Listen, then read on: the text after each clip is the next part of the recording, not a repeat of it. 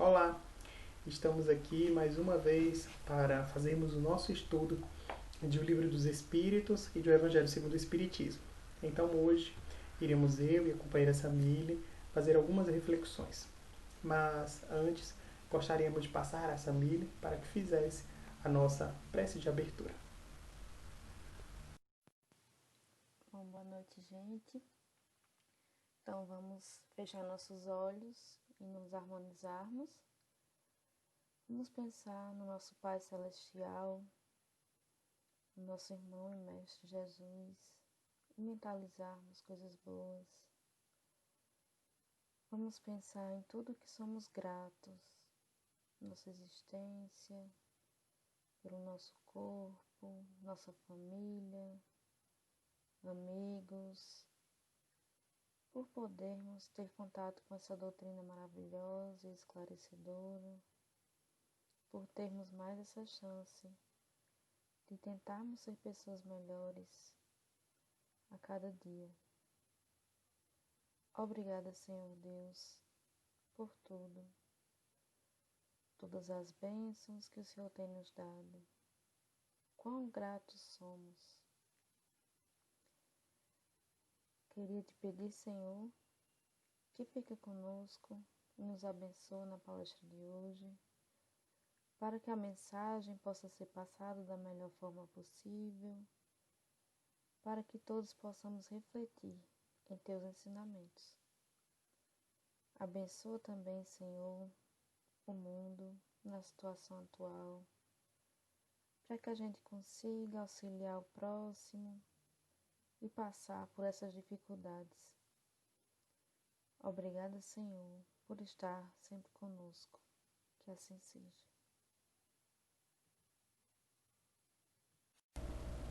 Então, vamos começar os comentários a respeito de O Livro dos Espíritos.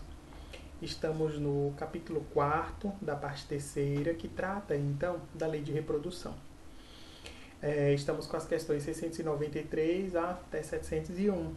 São 3 temas diferentes. O primeiro deles é referente aos obstáculos da reprodução. E nesses, então, Allan Kardec vai perguntar a respeito se esses obstáculos que nós, enquanto seres humanos, colocamos à reprodução estão contrários às leis divinas. E é interessante notarmos, porque Allan Kardec faz essa pergunta lá em 1857, em relação aos termos, aos métodos contraceptivos. Naquela época existiam muito poucos. De acordo com o avanço das ciências e das ciências médicas, nós tivemos as condições de descobrir outros métodos anticoncepcionais. E isso, de alguma maneira, é responsável por grande parte do controle de natalidade e dentro de todo o planeta. Então perceberemos ali que Allan Kardec vai falar já destes temas, embora à época existissem temas muito rudimentares. Os espíritos dirão que todos nós, enquanto seres humanos, deveremos utilizar a lei de reprodução de uma forma muito consciente, tendo em vista qual é o objetivo, então, da reprodução. Então, ele vai dizer que nós poderemos utilizar estes métodos de acordo, então, com circunstâncias muito bem estabelecidas. Então, estes métodos anticoncepcionais, que são aqui colocados como sendo obstáculos à reprodução, eles, de alguma maneira, devem ser utilizados sempre com perspicácia, sempre com ciência, sempre entendendo qual é o objetivo de cada um deles. Tanto é que Allan Kardec faz uma outra pergunta, puxando então para um outro polo. Então, de um lado temos os obstáculos da reprodução. E ele então vai dizer, e o que poderemos pensar daqueles que acreditam que sempre deva haver a reprodução humana apenas atendendo aos gozos do corpo físico. Então, seriam umas circunstâncias das relações sexuais sem nenhum tipo de vínculo afetivo e que reproduziriam e estariam ali colocando a reprodução várias pessoas, vários novos seres humanos. E os espíritos vão dizer que esta circunstância é um momento em que teremos uma predominância a respeito da sensualidade em detrimento do conceito, então, dessa responsabilidade. Observamos o quanto a visão espírita, através da reprodução, é colocada de uma forma bem lógica, de entendermos que a função reprodutiva do organismo é algo nobre e sublime. Nem deve ser colocada de uma maneira radical em nenhum dos dois extremos, nem tentando obstacularizá-la por todos os meios, nem tampouco liberá-la. Então a reprodução sexual existe e deve ocorrer de uma forma bem pensada, de maneira que as nossas relações sejam relações estruturadas dentro do sentimento e que as pessoas envolvidas dentro dessa relação estejam imbuídas e conscientes daquilo que está acontecendo. Então, nós observamos uma quantidade imensa de pessoas que infelizmente têm relações e destas relações nascerão filhos que não são filhos desejados ou não foram filhos planejados. E o quanto isso, de certa forma, e observando agora os processos reencarnatórios, e isso também são circunstâncias negativas, porque sabemos que dentro desse processo de reprodução, toda a vida que nasce tem uma pré-programação. Então, se dentro daquele relacionamento, aquele espírito não estava sendo desejado, não é querido, ali já temos algumas relações de atrito entre aquele ser reencarnante e aqueles que se colocam na condição dos seus progenitores. Então, esta lei de reprodução deve ser avaliada e nós, enquanto sociedade, deveremos estar abertos para este diálogo, para falar a respeito disso, para pensar e criarmos estratégias para que todos tenham a condição de opinar, todos tenham a condição de expor os seus pontos de vista, as suas colocações, as suas posições e poderemos coletivamente tomar as melhores decisões. Então, isso no que diz respeito a estas condições, que são as condições dos obstáculos à reprodução. E nós vamos tomar liberdade só para ler aqui a resposta à questão 693, a subquestão A. E aí, Allan Kardec pergunta a respeito dessa lei de reprodução, os espíritos vão dizer: Deus deu ao homem, sobre todos os seres vivos, um poder que deve usar para o bem, mas não abusar. Ele pode regrar a reprodução segundo as necessidades, mas não deve entravá-la sem necessidade. A ação inteligente do homem é um contrapeso estabelecido por Deus para restabelecer o equilíbrio entre as forças da natureza, e é isso ainda que o distingue dos animais, porque o faz com conhecimento de causa. Então, estes métodos anticoncepcionais, eles estão nesse contrapeso e ali são colocados como produto dessa inteligência de cada um de nós. Então, Deus nos dá a inteligência para que nós possamos fazer estes métodos, mas para utilizá-los de uma maneira adequada, sabendo então onde cada um deles deve existir, quando eles são necessários, e entendemos acima de tudo o papel desta função reprodutiva. O segundo ponto, o segundo bloco, digamos assim, das questões, trata a respeito do casamento e do celibato. E os espíritos vão perguntar se o casamento ou a conjugação entre duas pessoas estaria então dentro das leis da natureza. E os espíritos vão responder que sim. De alguma maneira, este seria o alicerce sobre o qual se fundamenta a nossa sociedade. E ali, dentro dessa relação estabelecida entre esses dois seres, estariam sendo colocados ali o princípio de vários dos elementos que constituem a nossa sociedade. É interessante notarmos que Allan Kardec, tanto em O Livro dos Espíritos, quanto em O Evangelho segundo o Espiritismo, vai nos falar a respeito do casamento. Em O Evangelho segundo o Espiritismo há todo um capítulo intitulado Não separeis o que Deus juntou. Ele trata ali do casamento, da sua indissolubilidade, algumas coisas. E o texto, principalmente do Evangelho, já nos demonstra um tom de modernidade que Allan Kardec usa, porque ele não coloca o casamento apenas como sendo a união de um homem e uma mulher, mas ele coloca ali duas almas. E nós que vivenciamos um outro momento cultural, um outro momento histórico, e que hoje já conseguimos, inclusive, de forma jurídica, estabelecermos os casamentos homoafetivos, teremos as possibilidades de alargar muito mais estes pontos que Allan Kardec já pergunta em O Livro dos Espíritos. Então colocamos aqui o casamento não como a união de um homem e uma mulher, mas como a união de dois seres, e estes dois seres que são o protótipo, então, de uma nova humanidade. Conjugam-se ali duas pessoas para que possam estabelecer uma família, e esta família é célula, então, da sociedade. Os espíritos vão colocar-nos qual é esta relação familiar. É claro que neste momento aqui eles estão falando do casamento, mas lá na frente na lei de sociedade eles vão falar-nos a respeito da importância que a família tem dentro desse cenário. E esta família, de alguma maneira, começa com o consórcio destas pessoas. É claro que este consórcio, este relacionamento, não necessita ser um relacionamento civilmente formal. Tampouco necessitaria de uma celebração ou ritos especiais para que ele se estabelecesse. Tanto é assim que dentro do Espiritismo não teremos um casamento religioso, não teremos este momento, mas todos nós poderemos comemorar, é claro, aquelas duas pessoas que fazem os votos de auxiliarem-se, de terem uma relação mais íntima, de mutuamente poderem dividir a convivência e as responsabilidades de uma nova família. Então, dentro do Espiritismo, nós não temos um casamento religioso, mas entendemos a importância desta união, deste momento em que duas pessoas estarão ali e se colocarão dentro de uma convivência mútua, repartindo as responsabilidades, trocando então estas experiências e fundamentando esta nova sociedade. Então ele coloca o casamento não como sendo a celebração, não como sendo o ritual, porque entendemos que este casamento, enquanto celebração, enquanto ritual, terão as suas importâncias jurídicas e civis, mas não necessariamente vão reproduzir aquilo que sentimentalmente acontece.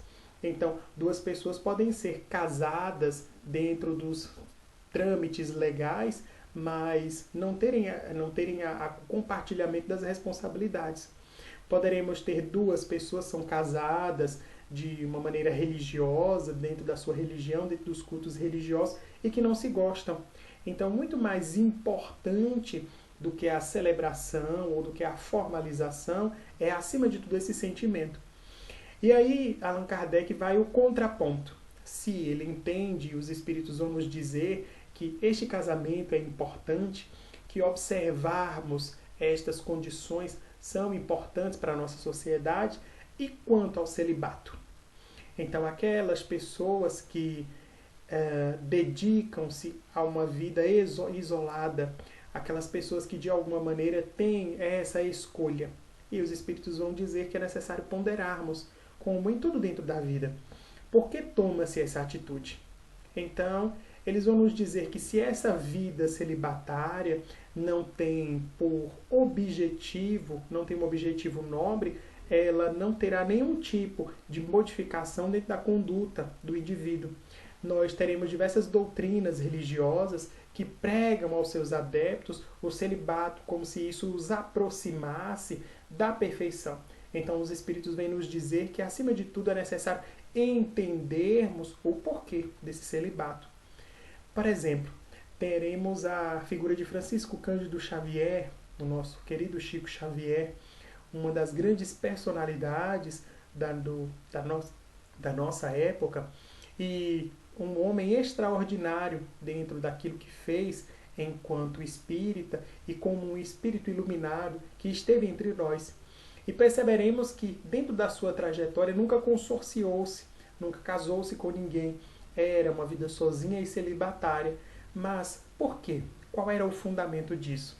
Era o fundamento de ter maior, ou focar-se mais, desdobrar-se dentro daquilo que era a sua missão, que naquele momento sintetizava então os pontos da divulgação do Espiritismo.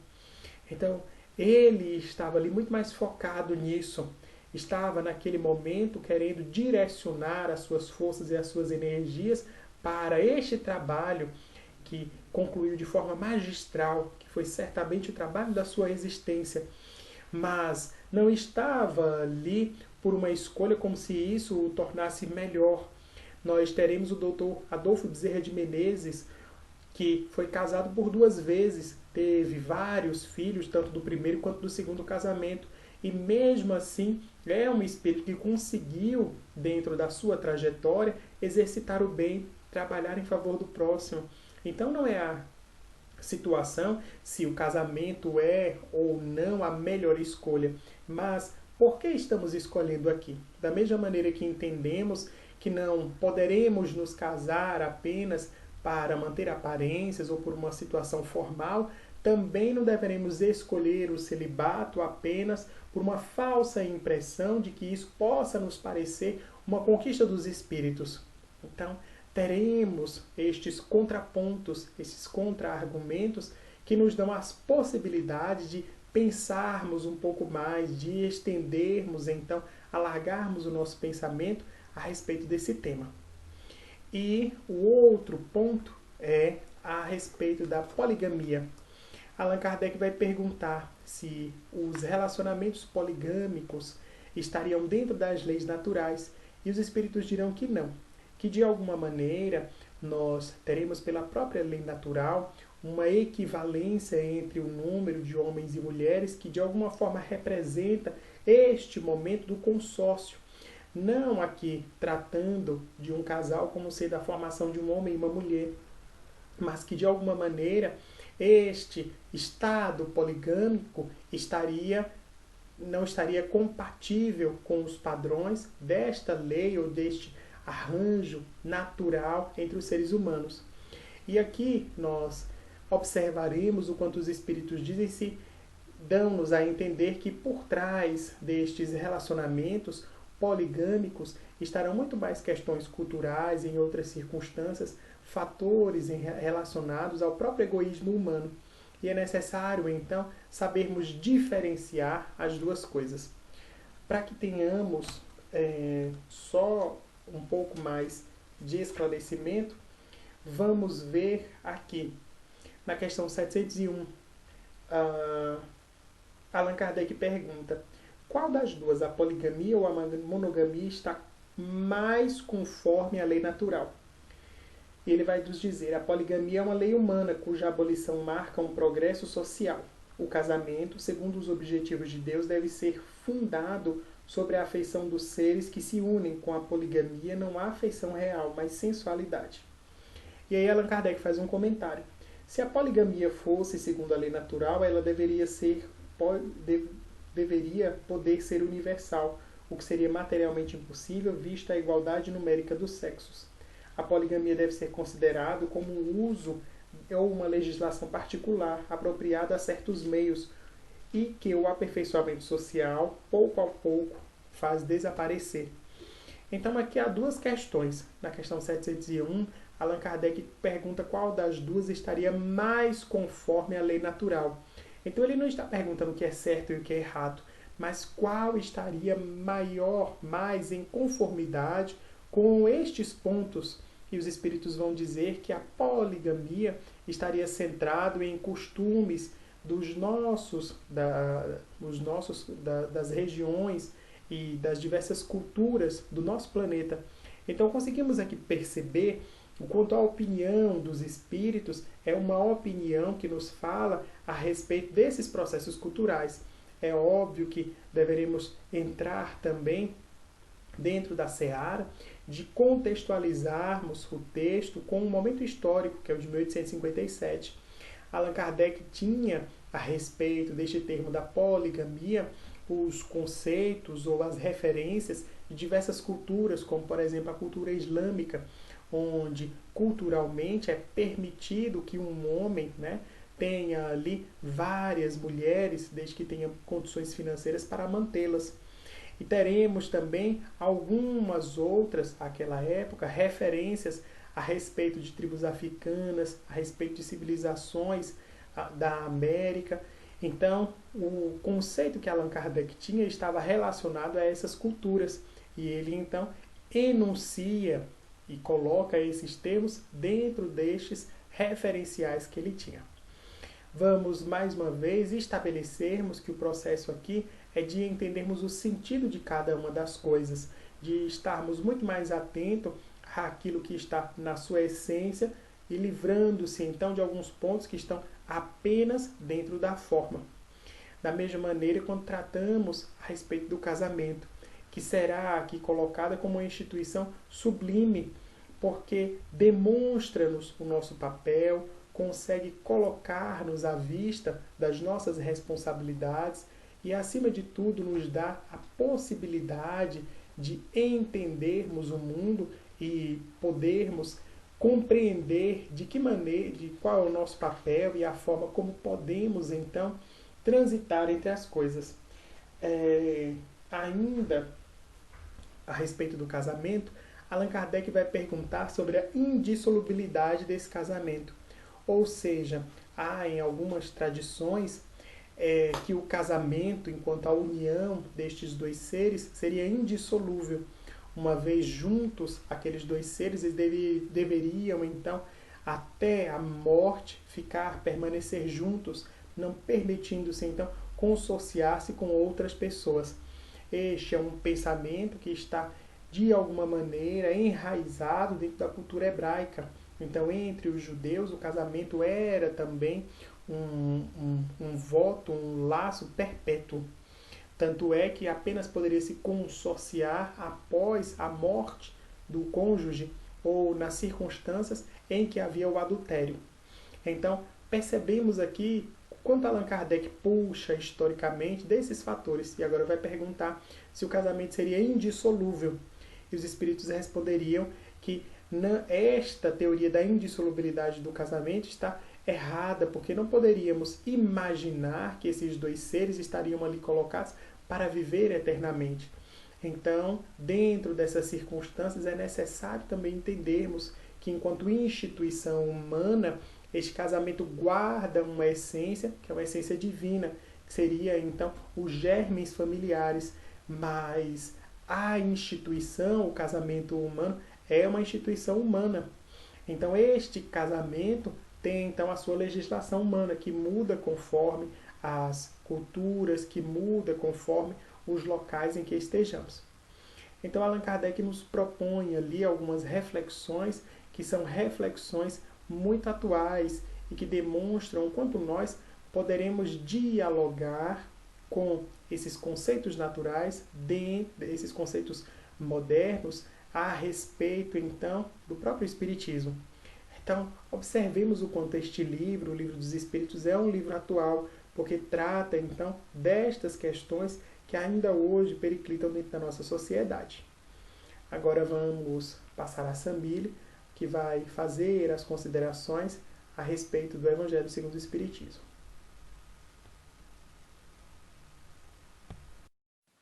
Então, boa noite novamente. Eu fiquei com a parte do Evangelho segundo o Espiritismo e o tema de hoje vai ser Cuidar do Corpo e do Espírito, que é um tema ditado por Georges, Espírito Protetor de Paris, 1863. E esse tema está no capítulo 17 do Evangelho, que o tema desse capítulo é Sede Perfeitos. E aí, George, ele vai começar esse tópico com uma pergunta. Ele vai perguntar o seguinte: a perfeição moral consiste na maceração do corpo? O que é que vocês acham? Bom, primeiro, nós como espíritas vamos lembrar que o corpo é um instrumento. Nós somos espírito. Nós estamos aqui na Terra com um propósito, que é evoluir. A gente veio com essa ferramenta, que é esse corpo, com esse propósito. Então, por que motivo nós iríamos maltratar esse presente que Deus nos deu? Não é? Com que propósito a gente faria isso?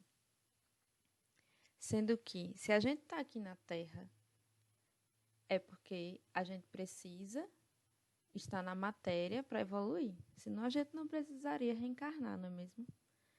Então, já que a gente precisa disso, o que é que a gente pode fazer? Agradecer a Deus pelo instrumento de ferramenta de trabalho, que é o nosso corpo. Então, como é que a gente pode agradecer a Deus? Cuidando do nosso corpo.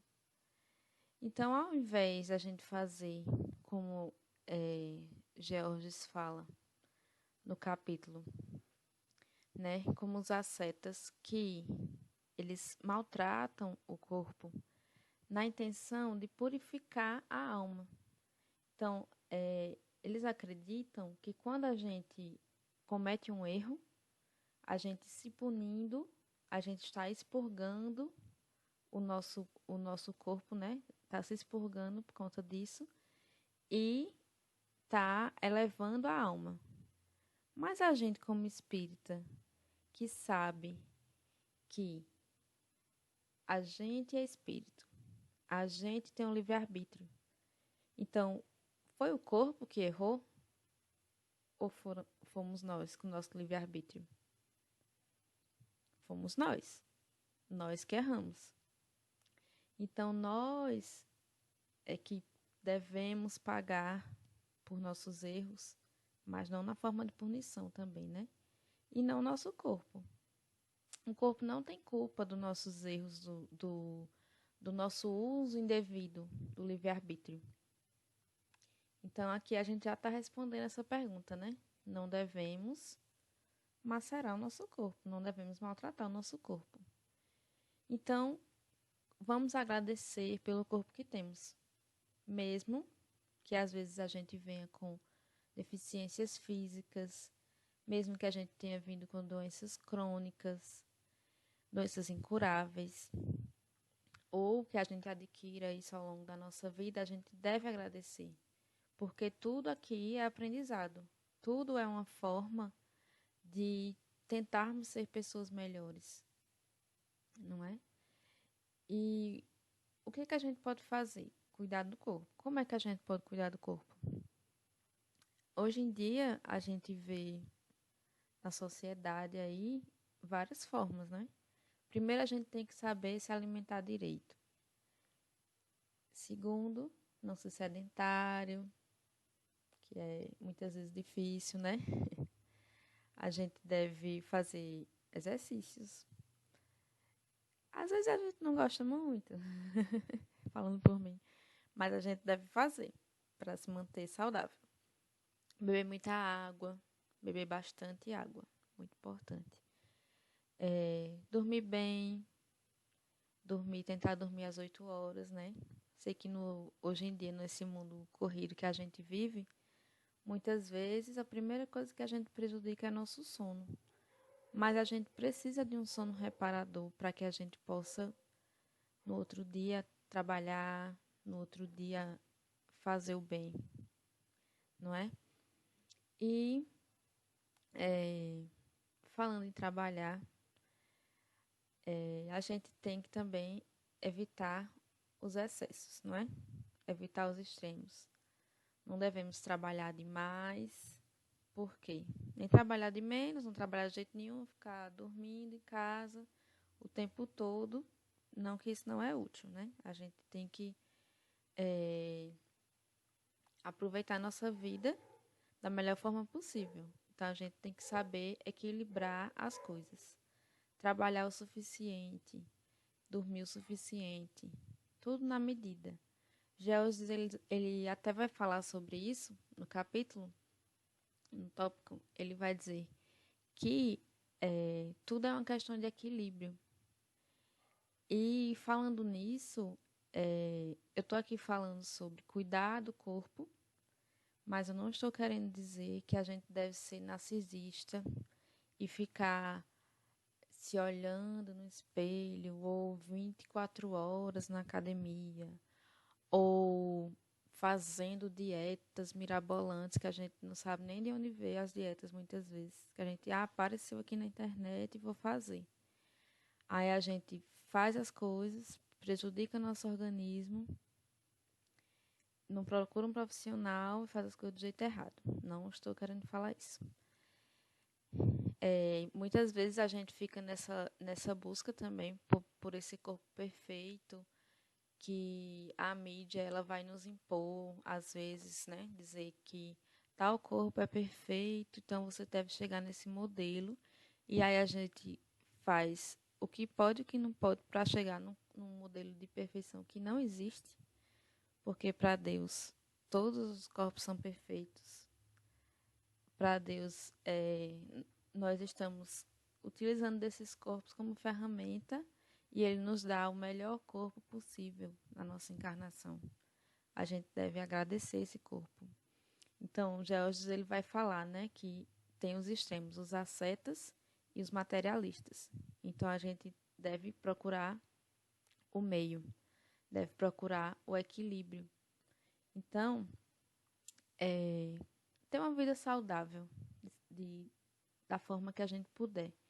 Então, evitar excesso de bebida alcoólica ou até energética, que são, se você excede o uso de energético também, ele prejudica seu sistema nervoso. Então, qualquer coisa que seja prejudicial à sua saúde, qualquer coisa em excesso vai ser prejudicial à sua saúde. Você comer demais vai ser prejudicial para a sua saúde, dormir demais, dormir de menos. Nada tão pouco, nem tanto, nem tão pouco. Sempre o equilíbrio. Voltando um pouquinho aqui para o tema sobre, né, se punir e se maltratar, lá no livro dos Espíritos, né, na lei de Deus, na lei da conservação, existe uma lei de conservação que ela diz que nós temos esse instinto de conservação. Então, maltratar nosso corpo não faz parte dessa lei. É exatamente o oposto. E aí os espíritos vão perguntar se privar das coisas, fazer um jejum intermitente, ou fazer privações, se ele tem algum mérito. E aí os espíritos vão responder o quê? Fazer o bem, e isso vai contar muito mais. Ou seja, não é pra gente. Não estou julgando quem faz isso também, tá, minha gente? Longe de mim. Não estou aqui para julgar ninguém por nada, que sou ninguém para isso. Mas não é pra gente se privar de comer tal coisa, porque isso vai fazer eu alcançar a perfeição. Não. Se eu fizer o bem, eu estou caminhando para essa perfeição.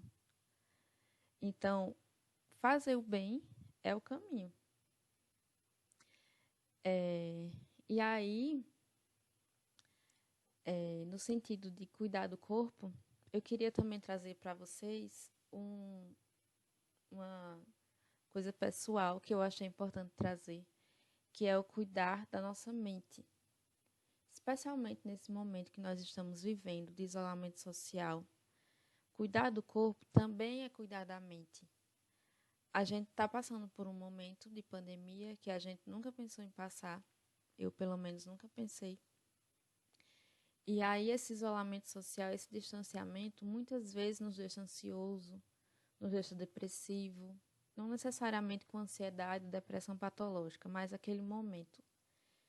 E mais do que nunca é importante cuidar da nossa mente.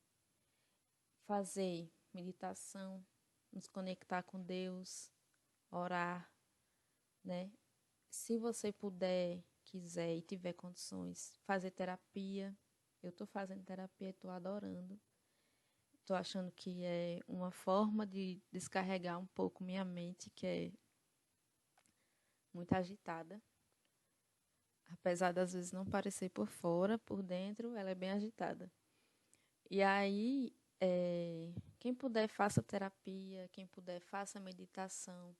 Quando a gente medita, tem até um aplicativo que meu amigo Lucas indicou, que é o Medite-se, que ele é muito bom. Quando a gente medita, a gente se conecta com nós mesmos, conosco mesmo.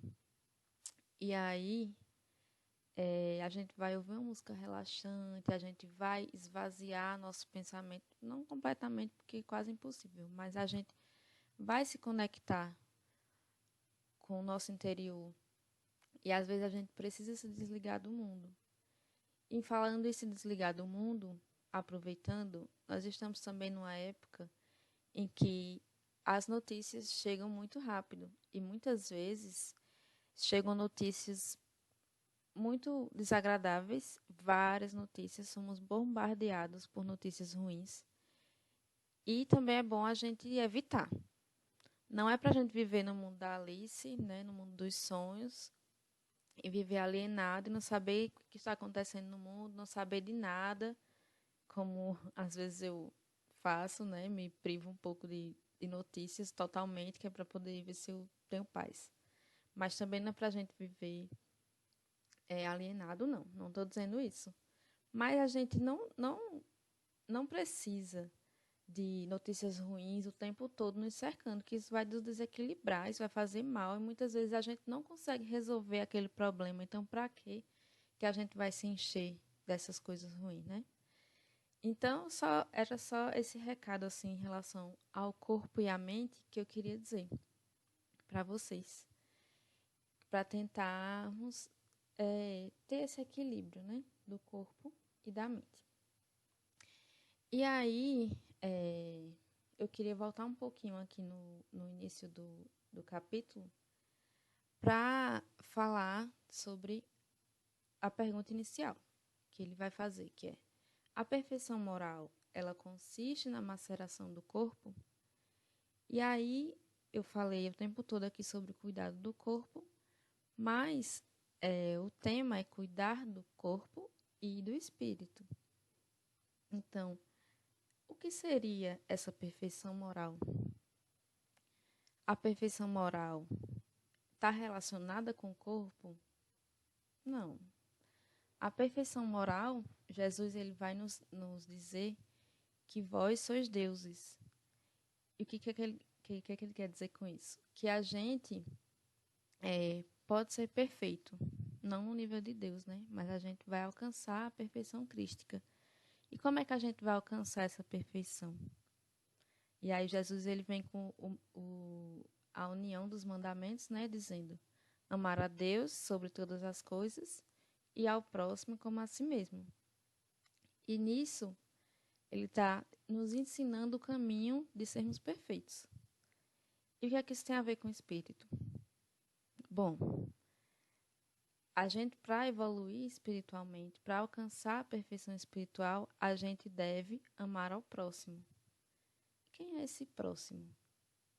Nossos irmãos, nossos amigos, nossos inimigos. Entra nisso? O que vocês acham? Eu quero dizer a vocês que Jesus disse que era para a gente amar mais ainda os inimigos. Porque que mérito a gente teria se a gente só amasse os amigos? Então, quando Jesus fala para amar o próximo, todo o próximo, viu, minha gente? Do bichinho, feito a minha gata aqui em cima da cama, até todos os seres humanos, mesmo aquele que a gente não gosta. Mas a gente deve gostar, deve amar. Não é gostar da pessoa necessariamente, mas amar é querer o bem, é fazer o bem. Então, a gente deve se esforçar por amar o próximo. Que é isso que no Livro dos Espíritos eles também vão dizer, né? Que fazer o bem é a melhor forma de nos melhorarmos, de evoluirmos. E não nos privando de nada de material. Mas isso é fácil. Amar o próximo é fácil. Fazer o bem é fácil. Não é tão fácil assim, né? Senão a gente não estaria num planeta como a Terra, que é o planeta de provas e expiações. Então, o que é que a gente deve fazer primeiro? Qual vai ser o nosso alimento espiritual? O que é que vai ser a nossa caminhada? Como é que ela acontece? Bom, primeiro, uma coisa que a gente fala muito no Espiritismo, né? Que é a reforma íntima. O que é a reforma íntima? O que a gente precisa fazer nessa reforma? Quando a gente está reformando, a gente tira uma coisa do lugar, bota outra, faz uma bagunça primeiro, para depois ter tudo organizadinho. Então, a gente vai fazer o quê? A gente vai pegar os nossos defeitos e vai tirar e vai pegar nossas qualidades e vai melhorá-las. Então a gente vai aos pouquinhos. Um dia eu vou tentar não ser maledicente. No outro dia eu vou tentar não julgar o próximo. No outro dia eu vou tentar não fazer fofoca. Tentar fazer aquelas 3 peneirinhas, né? Do você é útil, serve para alguém, é verdade, é necessário contar. Então a gente vai pensar nessas coisas. No outro dia eu vou fazer o bem. Eu já vou começar a colocar coisas na nossa reforma. Vou fazer a caridade, vou auxiliar o próximo. Vou auxiliar o próximo pode ser com pão físico ou pode ser com pão espiritual. Às vezes a pessoa está precisando só de uma palavra amiga, de um abraço virtual. Agora, nesse momento, não dá para ser, nesse momento de pandemia, não dá para ser abraço físico, mas dá para ser abraço virtual. Às vezes ela está precisando só de um consolo amigo. E aí, nós entramos com isso. Nós podemos, aos pouquinhos, tentarmos ser melhor. Como Santo Agostinho ele fala, né? Quando a gente for dormir, analisar o que a gente fez durante o dia, ver o que a gente fez de errado, se a gente ofendeu um irmão, pedir perdão, né? Tentar ser pessoas melhores. Então, se a gente for retirando esses defeitos aos pouquinhos, porque a gente sabe que a evolução ela não dá saltos, ela é igual à natureza, ela é devagar, aos poucos. Daqui a pouco a gente vê, de pouquinho em pouquinho, a gente já conseguiu melhorar bastante. Então, se a gente for se policiando para não falar alguma besteira, aí daqui a pouco a gente vai se policiando para não pensar, porque primeiro a gente se policia na fala, depois a gente vai tentando policiar o pensamento, que é mais difícil. E, ao mesmo tempo, implementando essas coisas boas, né? Fazer o bem, sem olhar a quem, né? Tentar amar nossos inimigos, tentar ser compreensivo, ser paciente, seguir os caminhos de Jesus. Afinal de contas, ele é o nosso mestre. Então, isso sim vai nos levar para o caminho da perfeição moral. Então, aqui eu queria deixar esse recado e aproveitar para dizer que essa palestra foi importante para meu aprendizado também, porque é como o Lucas disse, né? A gente que vai fazer a palestra aprende mais, às vezes, do que quem está assistindo.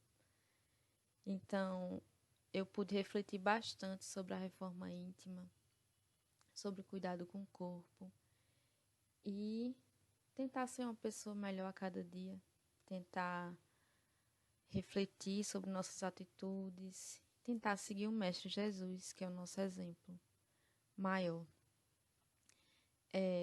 Só para encerrar aqui minha fala, eu gostaria de dizer que quem puder, fique em casa. Quem não puder, se cuide.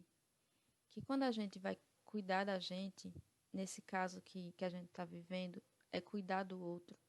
Quando a gente se cuida para não pegar o Covid-19, a gente está cuidando do outro também. E cuidar do outro é caridade. Então, nesse caso, cuidar de si não é egoísmo. Na verdade, cuidar de si na medida certa não é egoísmo. Mas mais importante ainda nesse caso, cuidar de si é muito importante, que a gente cuida da gente e cuida do outro. E tentar conversar com as pessoas mais velhas, não é? Que são as grupo de risco maior e que geralmente são as que menos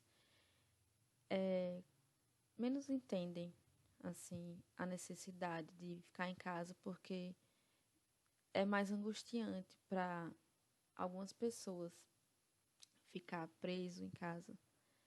Então, que a gente possa utilizar do nosso conforto de amigo para conversar com essas pessoas, que a gente possa ter uma palavra certa nesse momento, que a gente possa servir de ouvinte para quem está precisando. E aproveitando, né, o centro está aí com atendimento fraterno virtual, então quem precisar conversar é só entrar em contato com os números que estão disponíveis. E era isso, gente. Quem puder, fique em casa. Espero que a mensagem de hoje ela tenha sido produtiva, que tenha sido servido para reflexão. E fiquem com Deus. Agora o Lucas vai fazer a nossa prece final. Deus abençoe vocês e boa noite. Então temos aí um extenso material para os nossos estudos, um extenso material para as nossas reflexões e que podemos utilizar dentro das nossas próximas pesquisas para sabermos um pouco mais a respeito do casamento, do celibato, como também a respeito dos cuidados que devemos ter com o nosso corpo e a nossa alma.